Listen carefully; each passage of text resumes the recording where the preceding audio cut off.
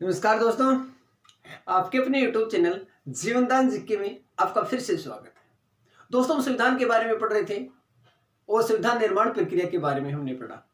आज हम पढ़ेंगे वेरी इंपॉर्टेंट जो टॉपिक होगा हमारा संविधान के स्रोत।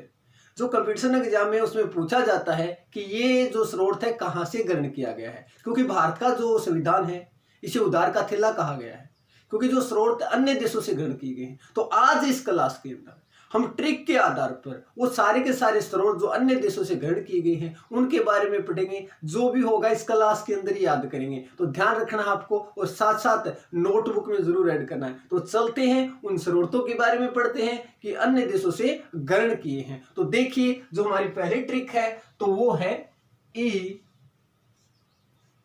विकास रा मंत्र। ये हमारी पहली ट्रिक है, ए विकास रा मंत्र। ध्यान रखना है कि कैसे हम याद करेंगे और इस ट्रिक के आधार पर देखिए, जो पहला शब्द है ई, इससे बनाएंगे देश कि वो देश जहां से वो स्रोत ग्रहण किए गए हैं। तो ई से बनेगा इंग्लैंड,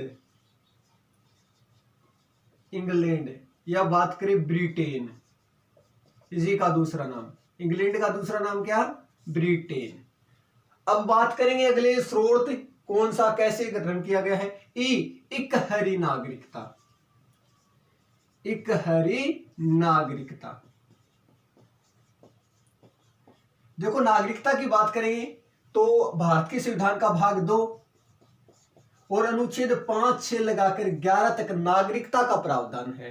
तो नागरिकता 2 प्रकार की भी होती है और 1 प्रकार की। जैसे हम भारत की बात करेंगे तो भारत में 1 प्रकार की नागरिकता है कि हम भारत के नागरिक हैं, बल्कि अमेरिका की बात करेंगे तो वहां पर 2 नागरिकता है, राज्य की अलग नागरिकता है और देश के अलग नागरिकता है। लेकिन भारत में जो ये प्रावधान ग्रहण किया है, ये जो स्रोत ग्रहण किया गया नागरिकता वाला, इकहरी नागरिकता वाला, ये ग्रहण किया गया इंग्लैंड से। तो याद रखना, एक बात हमने याद की कि नागरिकता कहां से ग्रहण की गई है, इकहरी, तो वो की गई है ब्रिटेन से। इकहरी नागरिकता का जो स्रोत ग्रहण किया हमने वो किया इंग्लैंड से।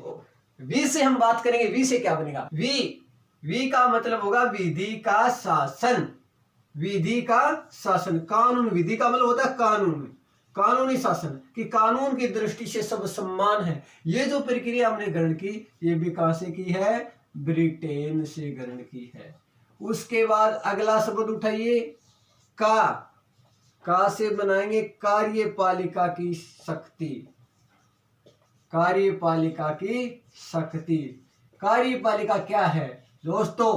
सरकार के 3 महत्वपूर्ण अंग होते हैं, व्यवस्थापिका, कार्यपालिका और न्यायपालिका। तो व्यवस्थापिका कानून बनाती है, कार्यपालिका उसका क्रियान्वयन और लागू करना, और न्यायपालिका व्यवस्थापिका और कार्यपालिका के द्वारा बनाए हुए कानूनों के आधार पर जनता को न्याय प्रदान करवाती है। तो जो कार्यपालिका का जो स्वरूप हमें दिखाई देता है या जो देखने को मिलता है भारत के संविधान में, ये जो प्रक्रिया हमने ग्रहण की, तो मेरे प्यारे दोस्तों कहां से की हमने?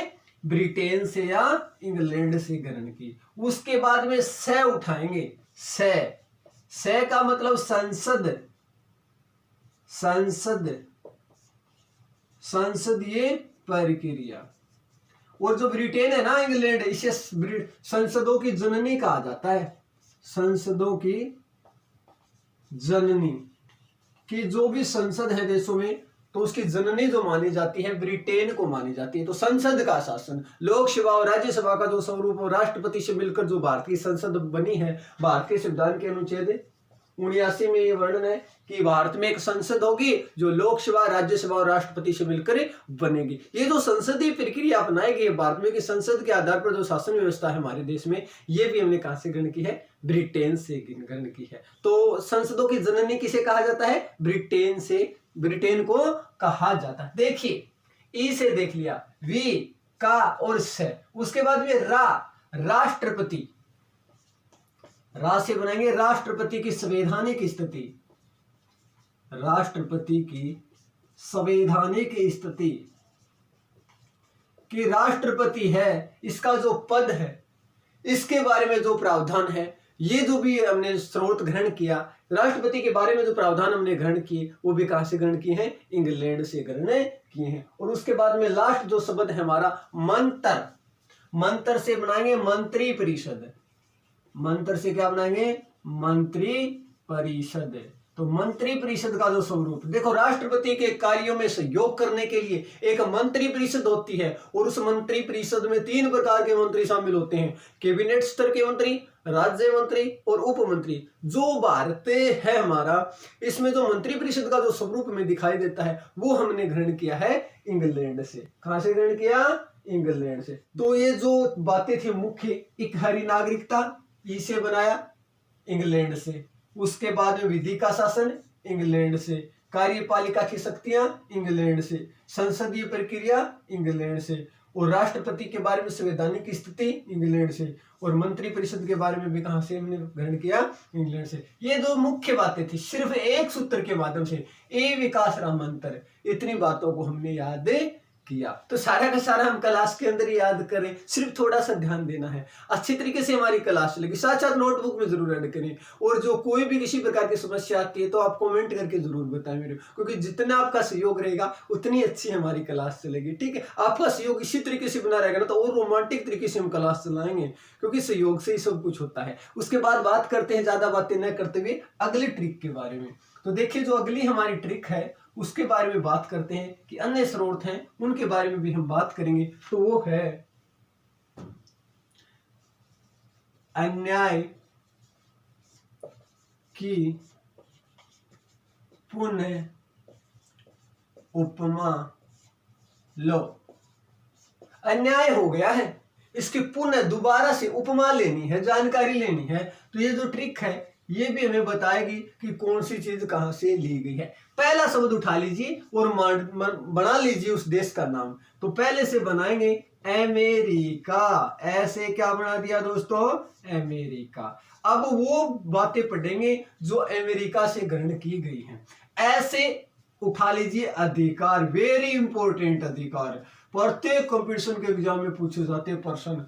और अस्पृश्यता का अंत, अनुच्छेद 17, ये तो पता नहीं कितनी बार आ गया अधिकारों के बारे में। तो अधिकारों की अगर बात करेंगे ना, जो अधिकार है, जब भारत का संविधान बना था तो 7 मूल अधिकार थे, और वर्तमान में मूल अधिकारों की संख्या कितनी है, 6 है। एक जो मूल अधिकार था वो 44वां संविधान संशोधन 1978 के तहत जो मोरारजी देसाई की सरकार में हुआ था, मोरारजी देसाई की सरकार में, और इस संपत्ति के अधिकार को हटाकर एक कानूनी अधिकार बना दिया। कौन सा अधिकार बना दिया, कानूनी। और वर्तमान में इसका अध्ययन 300 क में देखने को मिलता है। तो एक प्रकार से आपसे पूछा जाए कि संपत्ति के अधिकार को कब हटाया गया था, 44वां संविधान संशोधन 1978। सरकार किसकी थी, मोरारजी देसाई की। अब कैसा अधिकार है, कानूनी अधिकार है। कहां वर्णन मिलता है, 300 क में। भारत का संविधान जब अस्तित्व में आया था तो अधिकारों की संख्या कितनी थी, मूल अधिकार 7 है, वर्तमान में कितने हैं, 8 है। हटाया कौन सा गया, संपत्ति का। तो जो मूल अधिकारों से संबंधित जो प्रावधान है हमने ग्रहण किया है अमेरिका से। और मूल अधिकारों की अगर बात करेंगे भारत के संविधान में, तो भाग संख्या 3 और अनुच्छेद, भाग संख्या 3 और अनुच्छेद 12 से लगाकर 35 तक, 12 से लगाकर 35 तक मूल अधिकारों का वर्णन है। तो कितनी बातें याद हो गई। भाग संख्या 3 में 12 से लगाकर 35 अनुच्छेद तक मूल अधिकार है। मूल अधिकार अमेरिका से ग्रहण किए गए हैं। तो जब भारत का संविधान अस्तित्व में आया 7, वर्तमान में 6, हटाया गया संपत्ति का अधिकार। 44वां संविधान संशोधन 1978 के तहत मोरारजी देसाई की सरकार में कानूनी अधिकार का दर्जा दे दिया। वर्तमान में इसका वर्णन मिलता है भारत के संविधान के अनुच्छेद 300 क में। देखो दोस्तों कितनी बातें निकल कर सामने आती, लगभग एक ऐसा ही क्वेश्चन नहीं होगा जो कंपटीशन में न पूछा गया हो। संपत्ति का अधिकार तो पता नहीं कितनी बार आ गया कि कौन सा हटाया गया। जो भारत का संविधान था तो कितने थे, वर्तमान में कितने हैं। तो ये सारी की सारी बातें हम कर रहे हैं। देखिए अगला जो है न्याय, न्याय लेंगे। दूसरा जो शब्द है न्याय से बनाएंगे न्यायपालिका की संवैधानिक स्थिति। न्यायपालिका के बारे में प्रावधान है, के बारे में प्रावधान। मैंने अभी अभी आपको बताया है कि सरकार के 3 अंग होते हैं, व्यवस्थापिका, कार्यपालिका और न्यायपालिका। देखिए हमने व्यवस्थापिका जो संसद है उसके बारे में तो पढ़ लिया इंग्लैंड से, कार्यपालिका के बारे में पढ़ लिया इंग्लैंड से। अब एक भाग बचा है वो है न्यायपालिका। तो न्यायपालिका कहां से ली गई है, अमेरिका से। कहां से, अमेरिका। न्यायपालिका का जो स्वरूप है ये हमने ग्रहण किया है अमेरिका के संविधान से। उसके बाद ये शब्द जोड़ने के काम में आया है, पुनः लेंगे, क्या लेंगे, पुनः, पुनरावलोकन की शक्ति, पुनरावलोकन की शक्ति। कोई भी कानून का निर्माण हो गया संसद के द्वारा, अगर उसमें किसी प्रकार से कोई गलती है, वो अंतिम जो है निर्णय राष्ट्रपति का होता है। उस पर जब तक कोई भी कानून कानूनी रूप नहीं ले सकता, जब तक उस पर राष्ट्रपति के हस्ताक्षर नहीं होते हैं। ये भारत के संविधान के अनुच्छेद 111 में उल्लेख है कि कोई भी कानून जब तक कानूनी रूप नहीं लेगा, जब तक उस पर हस्ताक्षर किसके नहीं होंगे, राष्ट्रपति। तो जब वो संसद के दोनों सदनों से कानून पारित होके राष्ट्रपति के पास जाता है, तो राष्ट्रपति को अगर कुछ शंका महसूस हो रही है उस कानून पर, तो उसको पुनः दोबारा से अवलोकन करने के लिए संसद के पास भेज सकता है। ये जो शक्ति है, ये पुनरावलोकन की शक्ति होती है। कौन सी शक्ति होती है, पुनरावलोकन की शक्ति होती है। और ये जो हमारे यहाँ सर्वोच्च न्यायालय है, उसके पास भी पुनरावलोकन की शक्ति भारत के संविधान के अनुच्छेद 13 के तहत कि संसद के द्वारा बनाए हुए कानून को वो अवैध घोषित भी कर सकता है। तो पुनरावलोकन की जो शक्ति है हम बात करेंगे, तो ये पुनरावलोकन की शक्ति हमने कहां से ग्रहण की है, अमेरिका से ग्रहण की है। याद रखना, पुनरावलोकन की शक्ति। उसके बाद बात करेंगे उप, शब्द उठाइए उप, उप से बनाएंगे उपराष्ट्रपति के बारे में प्रावधान है, उपराष्ट्रपति के बारे में प्रावधान। हमने राष्ट्रपति के बारे में प्रावधान तो कहां से पढ़ा, इंग्लैंड से। उपराष्ट्रपति के बारे में कहां से पढ़ेंगे, अमेरिका से। कहां से पढ़ेंगे, अमेरिका से लिया गया है। उसके बाद में मां का मतलब महाभियोग प्रक्रिया, महाभियोग प्रक्रिया। महाभियोग प्रक्रिया के बारे में जो वर्णन देखने को मिलता है, देखिए जो राष्ट्रपति होता है इसे महाभियोग प्रक्रिया के तहत हटाया जा सकता है, ऐसे तो हटा नहीं सकते। तो महाभियोग की जो प्रक्रिया है वो संसद में लगाई जाती है। संसद के दोनों सदनों के 2/3 सदस्यों के बहुमत से पारित प्रस्ताव पारित होने के बाद ही राष्ट्रपति को पद से हटाया जाएगा। तो जो महाभियोग की प्रक्रिया है भारत के संविधान के अनुच्छेद 61 के तहत देखने को मिलती है हमें। तो ये जो प्रावधान लिया गया था महाभियोग वाला, ये भी कहां से लिया गया है, अमेरिका से लिया गया है। उसके बाद ये जो शब्द जोड़ने के काम में आए हैं, देखिए मेरे प्यारे दोस्तों कितनी बातों को हमने पढ़ लिया अमेरिका से। पहली बात, अधिकारों के बारे में पढ़ा, अमेरिका से लिए गए हैं ऐसे अधिकार। न्याय से न्यायपालिका के बारे में पढ़ लिया, पुनः से पुनरावलोकन की शक्ति के बारे में, उप से उपराष्ट्रपति के बारे में, और मां से महाभियोग की प्रक्रिया के बारे में पढ़ लिया। एक बात और पढ़ेंगे अमेरिका से, वो है वित्तीय आपात है। क्या है, वित्तीय आपात है। देखो भारत के संविधान है, इसमें आपातकाल भारत के संविधान के अनुच्छेद 352, 356 और 360 के तहत हम राष्ट्रपति जब पढ़ेंगे उसमें अलग से बताऊंगा मैं आपको। और भाग संख्या 18 में आपातकाल का प्रावधान है, और अनुच्छेद 352, 356 और 360 के तहत आपातकाल लगाया जाता है।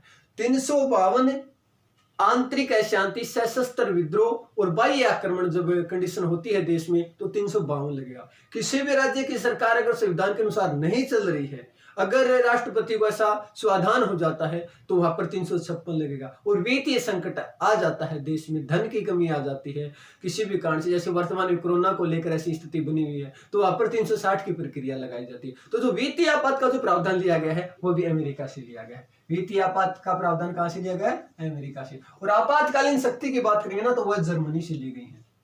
आपातकालीन शक्ति कहां से ली गई है, जर्मनी से। लेकिन वित्तीय आपात की जहां पर बात आएगी, आपको याद रखना है अमेरिका से लिया गया। देखो दोस्तों कितनी बातों को हमने याद कर लिया, 2 सूत्र। अब और दूसरा एक सूत्र होगा जिससे अन्य कुछ स्रोत हैं उनके बारे में भी हम पढ़ेंगे। सिर्फ आपका सहयोग, सारा का सारा क्लास में याद करेंगे, अच्छे तरीके से याद करेंगे, आराम से नोटबुक में जरूर ऐड करेंगे मेरे प्यारे दोस्तों। देखिए अगला जो हमारा सूत्र होगा वो होगा, ट्रिक के आधार पर हम याद करेंगे।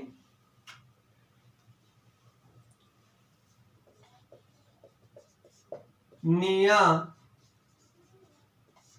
आज सद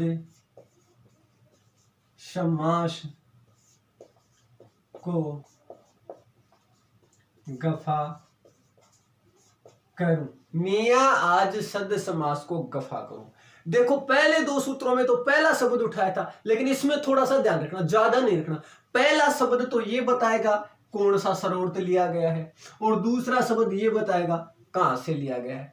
हो गया यार, पहला शब्द बताएगा कौन सा स्रोत लिया गया है और दूसरा सबूत बताएगा कौन से देश से लिया गया है। ठीक है दोस्तों, तो चलते हैं, करते हैं ऑपरेशन इस सूत्र का। देखिए ने क्या लिया गया है, नीति निर्देशक तत्व, नीति निर्देशक तत्व, नीति निर्देशक तत्व है। यह भारत के संविधान के अनुच्छेद 36 से लेकर 51 तक है और भाग संख्या 4 में इसको वर्णन देखने को मिलता है। ये नीति निर्देशक तत्व होते क्या है, आने वाली सरकार को मार्ग देने का काम करते हैं। जो पथ प्रदर्शक के रूप में कार्य करते हैं उसे नीति निर्देशक तत्व कहा जाता है कि इस प्रकार से कार्य करना चाहिए, इस प्रकार से कार्य करना चाहिए। एक प्रकार से रास्ता देने का काम करते हैं सरकार को। वो नीति निर्देशक तत्व जो ग्रहण किए हैं, आ का मतलब है आयरलैंड है। नीति निर्देशक तत्व कहां से लिए गए हैं, आयरलैंड। बार बार प्रश्न पूछा जाता है। अब जो पीछे रेलवे एसआई का पेपर हुआ था और आरपीएफ का पेपर था, उसमें नीति निर्देशक तत्व में से लगभग जो शिफ्टों में पेपर होते थे ना, प्रश्न जरूर आता था। इन स्रोतों के बारे में तो हर कंपटीशन के एग्जाम में प्रश्न पुटअप होकर आता है। देखिए नीति निर्देशक तत्व है, पंथ प्रदर्शक के रूप में भूमिका है, लोक कल्याणकारी राज्य का सर्वप्रथम जो भारत में स्वरूप देखा जाता है ना, वो नीति निर्देशक तत्वों में देखा जाता है। मेरे प्यारे दोस्तों, वेरी इंपॉर्टेंट प्रश्न है। अगर आपसे पूछा जाए कि नीति निर्देशक तत्व भारत में, अगर आपसे पूछा जाए कि भारत में लोक कल्याणकारी राज्य का सर्वप्रथम स्वरूप कहां देखा जाता है, तो आपको तुरंत उत्तर देना है नीति निर्देशक तत्व में। देखिए दोस्तों, नीति निर्देशक तत्व में हमने क्या पढ़ा, अनुच्छेद 36 से लेकर 51, भाग संख्या 4 के अंदर कहां से लिए गए हैं, आयरलैंड से। इसका मतलब क्या होता है, नीति मतलब कानून, निर्देश मतलब सलाह देने का जो कार्य करते हैं सरकार को, उसे नीति निर्देशक तत्व कहा जाता है। अगली बात करेंगे आ से बनाएंगे, क्या लिया गया है, जैसे बनाएंगे, कहां से लिया गया, आपातकालीन शक्ति। अभी पीछे मैंने बताया था आपातकाल का प्रावधान जो है हमने कहां से लिया है, जर्मनी से। अभी मैंने बताया था भारत के संविधान के भाग 18 और अनुच्छेद 352, 356 और 360 है, जो आपातकाल का प्रावधान है वो लिया गया है। लेकिन 360 है ना, ये अमेरिका से लिया गया है और आपातकालीन जो स्थिति है वो जर्मनी से ग्रहण की गई है। अगर संकटकालीन स्थिति आ जाती है तो किस प्रकार से निपटारा होगा, सरकार क्या कदम उठाएगी, ये सारा का सारा प्रावधान हमने कहां से ग्रहण किया है, जर्मनी से। याद रखना, पहला क्या, दूसरा कहां से लिया गया है, सारा का सारा याद होगा, क्लास के अंदर ही होगा। उसके बाद से बनाएंगे संविधान संशोधन प्रक्रिया, संविधान संशोधन प्रक्रिया और जैसे दक्षिण अफ्रीका से बना लिया संविधान संशोधन प्रक्रिया, द से बना लिया दक्षिण अफ्रीका। मेरे प्यारे दोस्तों, संसद के द्वारा बनाए हुए कानूनों में गलती भी हो सकती है। अगर उसी कानून के आधार पर अगर न्याय सुनाया जाएगा तो जनता को नुकसान होगा, लेकिन संविधान में संशोधन की प्रक्रिया का भी वर्णन है। अभी पीछे जो दिल्ली पुलिस का पेपर हुआ था उसमें पूछा गया प्रश्न है, और रेलवे का जो पेपर था उसमें, और जो पीछे डी ग्रुप का जो पेपर हुआ था उसमें पूछा गया प्रश्न है। कौन सा प्रश्न है, अभी जो रीट का हुआ था पीछे, उसमें भी पूछा गया प्रश्न है कि भारत के संविधान में संशोधन की जो प्रक्रिया है वो कौन से अनुच्छेद में उसका वर्णन है। तो याद रखना, अनुच्छेद 368 में संविधान संशोधन प्रक्रिया का वर्णन है। ये जो प्रावधान हमने ग्रहण किया कहां से किया है, दक्षिण अफ्रीका से। और संविधान में संशोधन, भारत के संविधान में अगर 368 की बात करेंगे ना, तो 2 तरीके से किया जाता है, पूर्ण बहुमत और पूर्ण बहुमत प्लस आधे राज्य के विधानसभा के सदस्यों के द्वारा। साधारण बहुमत को इसमें शामिल नहीं किया जाता है।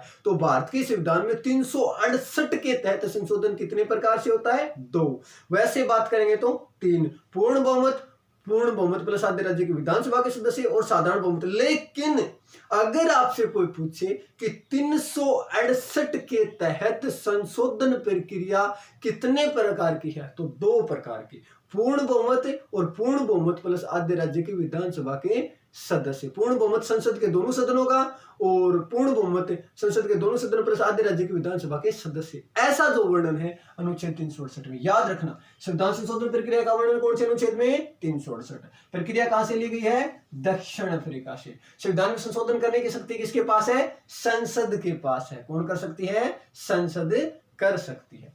उसके बाद बात करेंगे समास। समास का आप कर लीजिए संधि विच्छेद, सम प्लस आस, सम प्लस आस। सम का मतलब होता है समवर्ती सूची। सम का बनाइए समवर्ती सूची। और आस का मतलब होता है ऑस्ट्रेलिया। समवर्ती सूची। देखो सूचियां, भारत के संविधान के अनुसूची 7 के अंदर शक्तियों का विभाजन किया है कि कौन सी पावर किसके पास है। संघ सूची, राज्य सूची और समवर्ती सूची। संघ सूची पर कानून बनाने का अधिकार केंद्र सरकार को है, राज्य सूची पर कानून बनाने का अधिकार राज्य सरकार को है, और समवर्ती सूची पर कानून बनाने का अधिकार राज्य सरकार और केंद्र सरकार दोनों को है। लेकिन विशेष परिस्थिति में अगर राज्य सरकार राज्य सूची के विषय पर कानून नहीं बना पाती है तो भारत के संविधान के अनुच्छेद 249 के तहत उस पर कानून बनाने का अधिकार केंद्र सरकार को दे सकती है, अर्थात संसद को दे सकती है। उसके बाद बात करेंगे, अगर समवर्ती सूची पर राज्य सरकार ने कानून बना दिया, अगर किसी प्रकार का विवाद हो गया, तो अगर हम बात करेंगे उस पर अंतिम जो निर्णय मान्य होगा वो केंद्र सरकार का मान्य होगा, अर्थात संसद का मान्य होगा। तो विशेष बात करें तो लगभग जितने भी हैं अधिकार, उस पर कानून बनाने का अधिकार किसको है? संसद को ही है। और कुछ विशेष विषय होते हैं उन पर भी कानून बनाने का अधिकार किसको होता है? केंद्र सरकार को होता है। तो जब मैं अनुसूचियां पढ़ाऊंगा आपको तो उसमें विस्तार से अध्ययन करेंगे शक्तियों के विभाजन का। देखिए, जो समवर्ती सूची का जो प्रावधान है ये कहां से लिया हमने? ऑस्ट्रेलिया से। उसके बाद ग और फा, ग से बनाएंगे, क्या लिया गया है? गणतंत्रात्मक शासन व्यवस्था, गणतंत्रात्मक शासन व्यवस्था। और फ का मतलब हो गया फ्रांस। देखिए, एक तो होता है लोकतंत्र और एक होता है गणतंत्र। लोकतंत्र का मतलब होता है जनता का शासन। लोकतंत्र का मतलब क्या होता है? जनता का शासन। लिखते जाना आपको, साथ साथ छोटी छोटी बातें कर रहे हैं हम। लोकतंत्र का मतलब जनता का शासन, जनता का, जनता के लिए, जनता के द्वारा। अब्राहम लिंकन था ना, उसकी परिभाषा है, अमेरिका का राष्ट्रपति। और गणतंत्र का मतलब होता है जो सर्वोच्च शासनाध्यक्ष होता है देश का, वो वंशानुगत न होके, राजा का बेटा जिस प्रकार से राजा बनता है ना, उसी प्रकार से वंशानुगत न होके जनता के द्वारा प्रत्यक्ष रूप से चुना जाता है। ये जो प्रक्रिया है ये गणतंत्रात्मक प्रक्रिया कहलाती है प्यारे दोस्तों। और ये गणतंत्रात्मक प्रक्रिया हमने कहां से ग्रहण की है?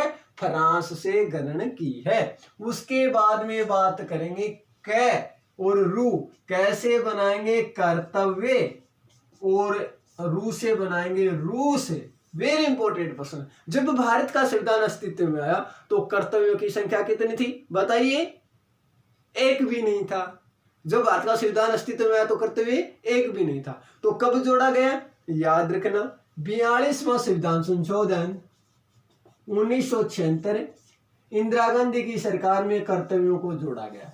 जब जोड़ा गया तब संख्या कितनी थी? 10। वर्तमान में कर्तव्य कितने हैं? 11। 11वां कर्तव्य कौन सा है? 86वां संविधान संशोधन 2002 के तहत जोड़ा गया था। निःशुल्क और अनिवार्य शिक्षा का प्रावधान है। वो जो अभिभावक हैं वो अपने बच्चों को निःशुल्क और अनिवार्य शिक्षा उपलब्ध कराएंगे, ये उनका कर्तव्य है, जो 1 अप्रैल 2010 को लागू हुआ देश में। 1 अप्रैल 2010 को लागू हुआ। जब हम कर्तव्य करेंगे तो इससे विस्तार से मैं बताऊंगा आपको कर्तव्य के बारे में। तो याद रखना, भारत का संविधान अस्तित्व में आया, कर्तव्यों की संख्या 0। जोड़ा कब गया? 42वां संविधान संशोधन 1976। उसके बाद बात करेंगे जोड़े तब कितने? 10। वर्तमान में 11। 11वां कौन सा है? निःशुल्क और अनिवार्य शिक्षा। ये कब जोड़ा गया? 86वां संविधान संशोधन 2002। लागू कब हुआ? 1 अप्रैल 2010। कितनी महत्वपूर्ण बातें निकल कर सामने आई। देखो कितनी अच्छी अच्छी बातें की।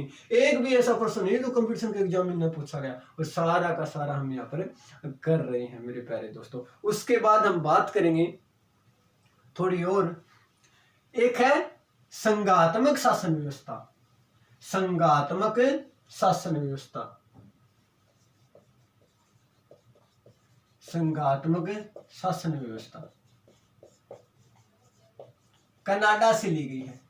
कहां से ली गई है? कनाडा। ऐसा याद रखना, संघ का नाडा, संघ का नाडा।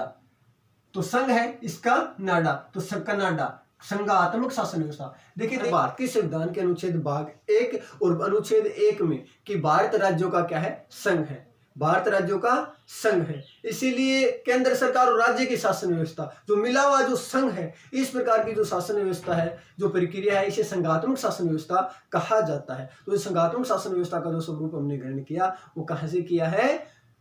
कनाडा से ग्रहण किया है। मेरे प्यारे दोस्तों, भारत का जो संविधान है इसको उद्धार का थिल्ला कहा गया। क्यों?